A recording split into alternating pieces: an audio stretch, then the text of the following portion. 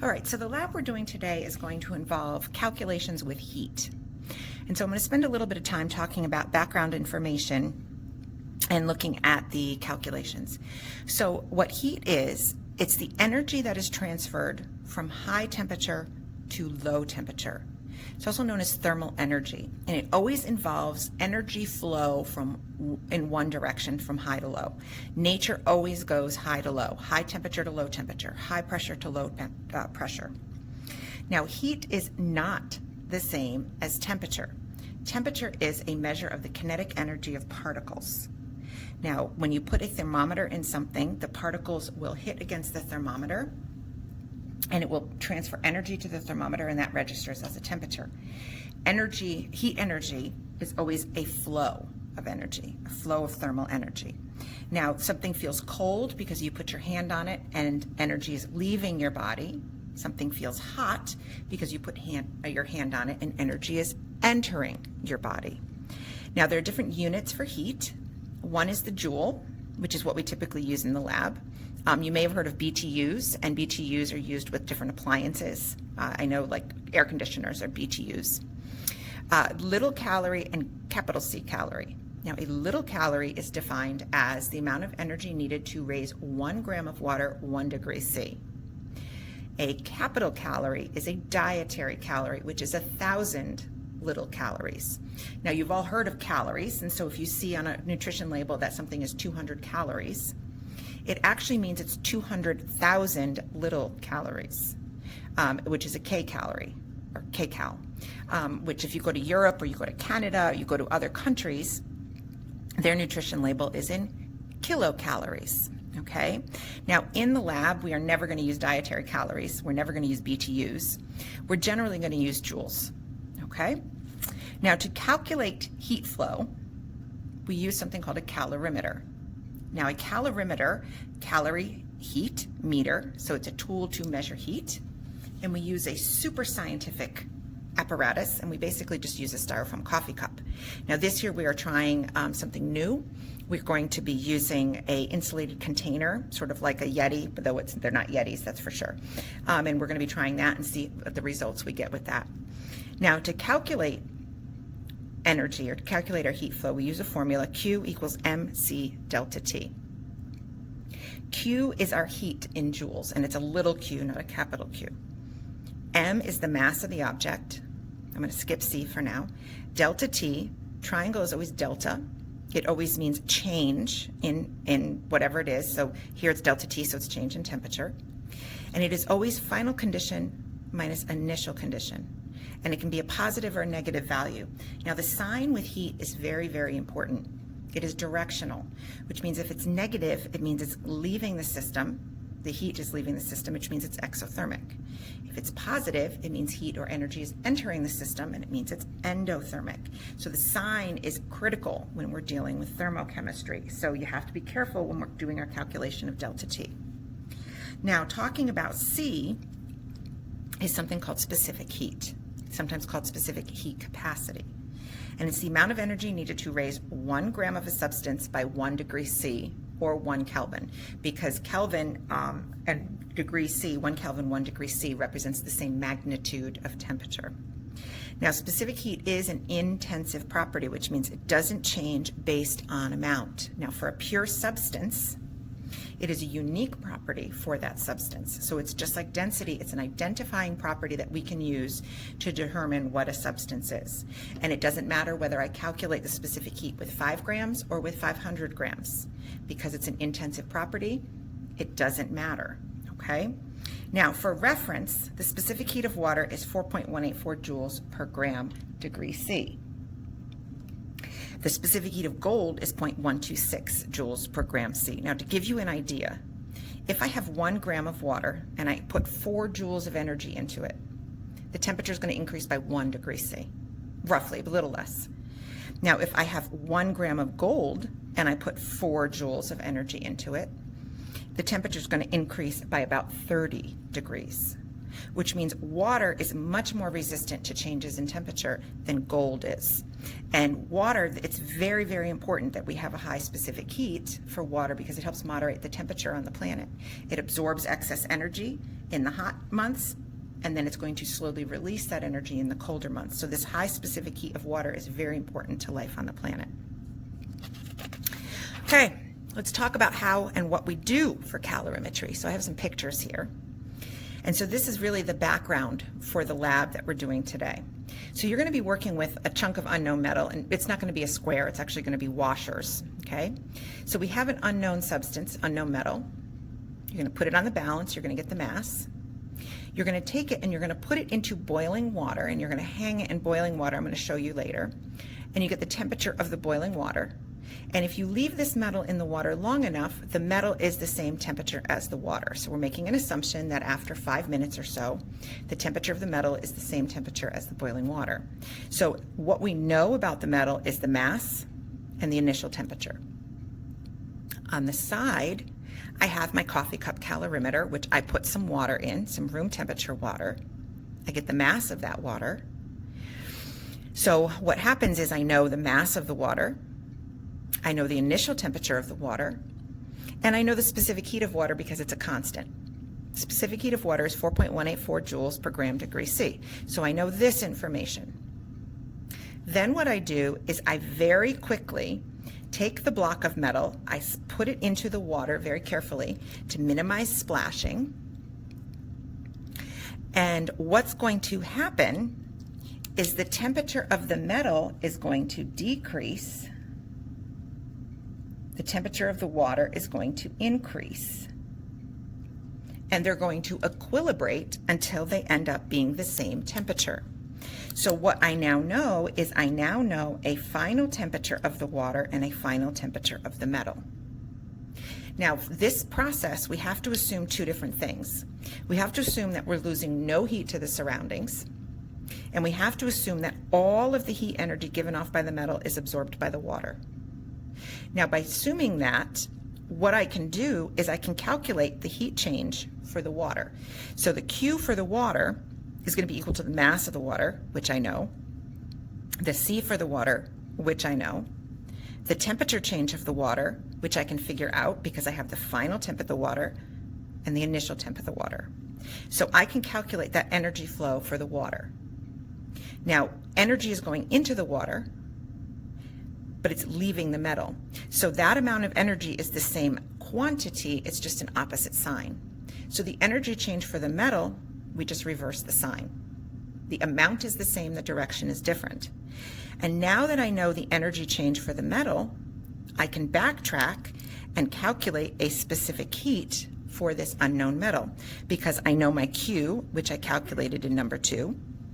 I know the mass of the metal, which I had up here.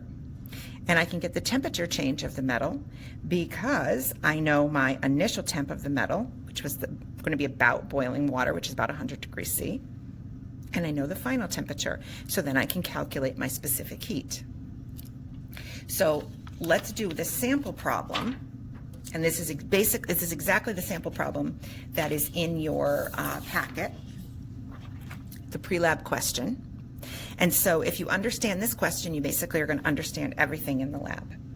So we have a piece of metal weighing 59.047 grams. It's heated to 100 degrees, so we put it into boiling water. Okay? We then put it into 100 mils of tap water at 23.7. So that's the initial temperature of the water. The metal and the water were allowed to come to equilibrium, and the final temperature was 27.8. We want to calculate the specific heat of the metal. All right, well, let's fill out the chart. The mass of the metal we just take directly from up here, so it's 59.047 grams. Now for the water, we're given a volume here, but the density of water is 1 gram per milliliter. So therefore, if I have 100 milliliters of water, I have 100 grams of water. Now I fill out my initial temperature of the metal. Well, it was allowed to reach 100 degrees C. My initial temperature of the water, before I put anything in it, was 23.7. And the final temperature of the water is also the final temperature of the metal, which is 27.8. So I now have all of the information I need to do my calculations. So temperature change of the water is always final minus initial. So 27.8 minus 23.7, 4.1 degrees C. Now to get my heat energy absorbed by the water, I'm going to use Q equals MC delta T, but all of this has to be information about the water.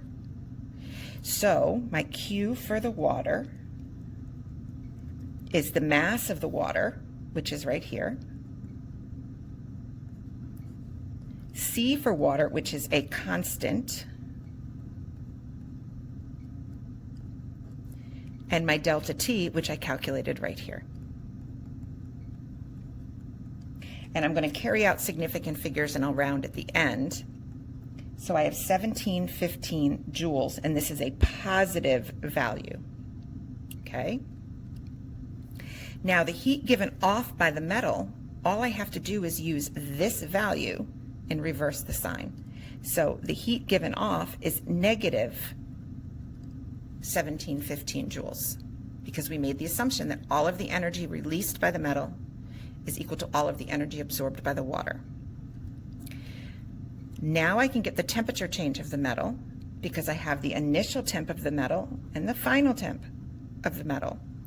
Be careful, it's always final minus initial. So we're going to get a negative temperature change. And that makes sense because the temperature of the metal dropped.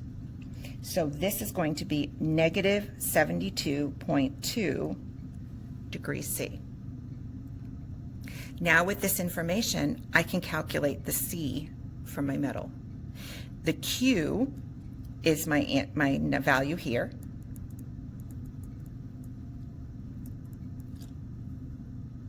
The mass of the metal is here from the lab.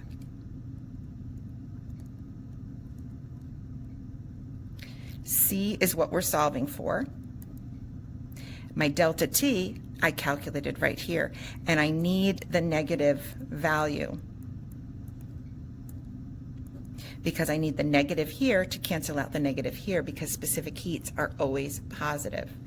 So now I can solve for my C, and I get 0.40 joules, and the unit is joules per gram degrees C. So I'm going to talk through the equipment that we're using today. We're going to be using a hot plate and a beaker that we're going to fill about 2/3 full with water. And that's the first thing you're going to do when you come to the lab is you're going to put water in the beaker and put it on the hot plate, put the hot plate on high and get that going because that's going to take the longest. Okay? We're going to work with a ring stand with a clamp, and I will show you what we're going to use that for. We have a thermometer, and we're going to use some sort of tongs or tweezers. Most likely we'll use the tongs, and we're going to use that to transfer the washers, which we're using as our unknown metal. Now this is our old school calorimeter, our styrofoam cups. Now we're actually going to be trying one of these insulated beverage containers and see if this works any better than other years.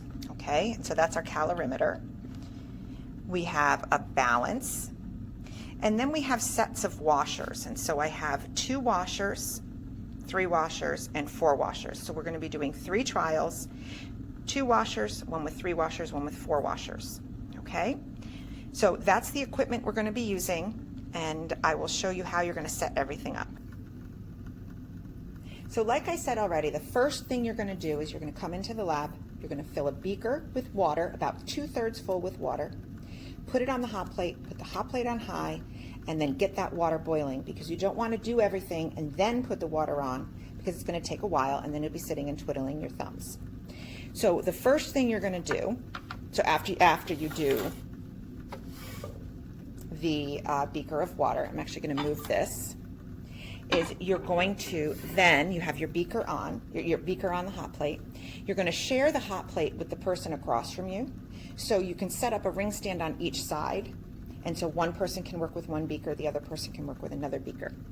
So what you're going to do is you're going to read the directions. Do not just look at the data table, but you're going to take your dry washers.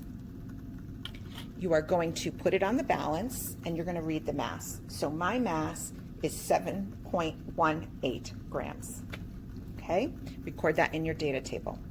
Once you have that mass, what you're going to do is you're going to bring your ring stand over, and you might want to even adjust this a little bit prior to getting the hot water going. You're going to hang the washers in the water, and you want them to be pretty much in the center of the beaker. I'm just going to slide this over a little bit. Okay, you don't want the washers to touch the bottom of the beaker, because if they touch the bottom of the beaker, they're then in contact with the hot plate, and they potentially can get hotter than the temperature of the boiling water.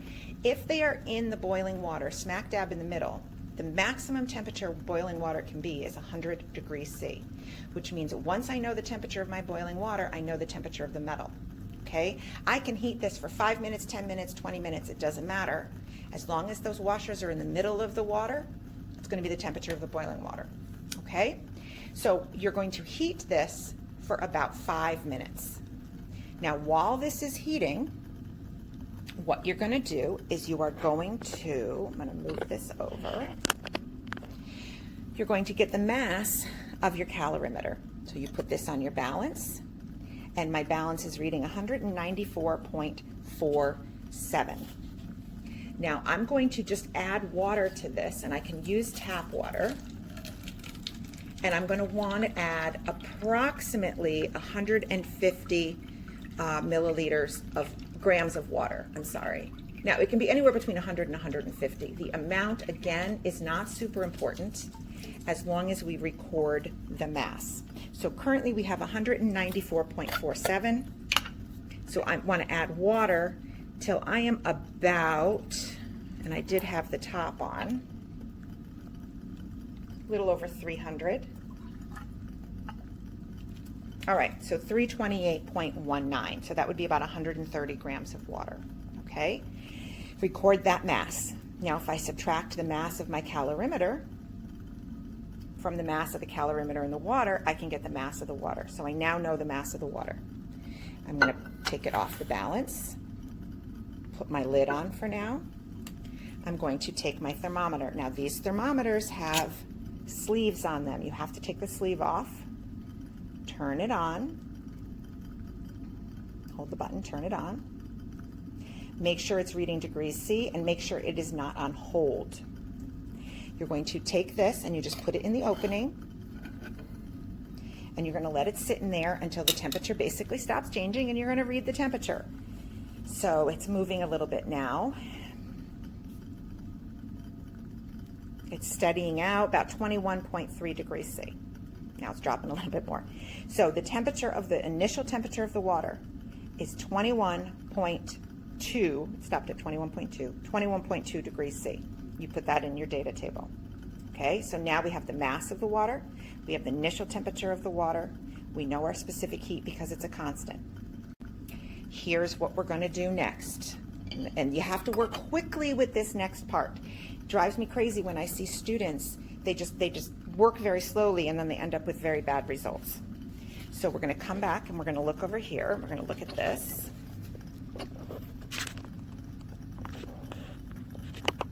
So what I'm going to do is I'm going to take my calorimeter. I can take the thermometer out. I can take the lid off. I am going to, let me talk it through first, and then I will do it. You're going to take your tongs.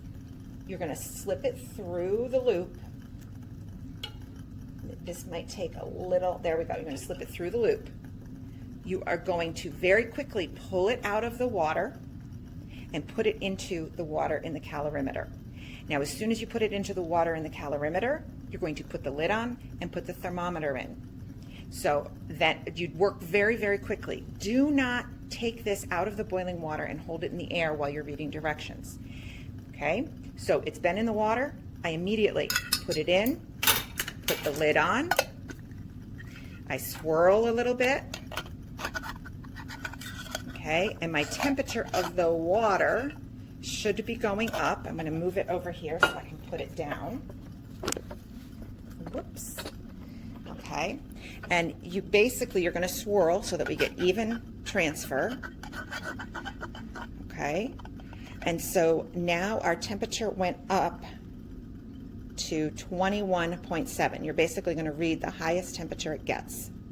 So actually what I think I'm going to do, because we have a relatively low temperature change, I'm going to drop, you basically want less than 100 mils of water in there, 100 grams of water. So in the directions, I will change the directions on the sheet of paper, because this is the first time I'm working with these just small washers. You're going to want 100 grams or less of water. So now we have our final temperature, 21.7. This is the final temperature of the metal. This is the final temperature of the water. Now you're done. You take the thermometer out. You take the lid off. You're going to pour the water out. I'm going to do this behind me. You put this aside. You get a piece of paper towel. And you are going to lay the washers out, and I want you to sort of separate them like this so that they will dry and not rust. So you're going to put those aside. You are now ready, so you can put this aside. You're going to repeat this with 3 washers. Get the mass of 3 washers, hang them in the water for 5 minutes, put them in the calorimeter, record the final temperature, put them out to dry. Repeat with 4 washers. Get the mass, hang it in the boiling water, put it in the calorimeter, lay it out to dry. If you are efficient with all of this, you should be able to be done in 1 period. Now, each time you use the calorimeter, dump the water out, dry it off, and remass it. You should always have an initial mass of the calorimeter prior to the start of the experiment.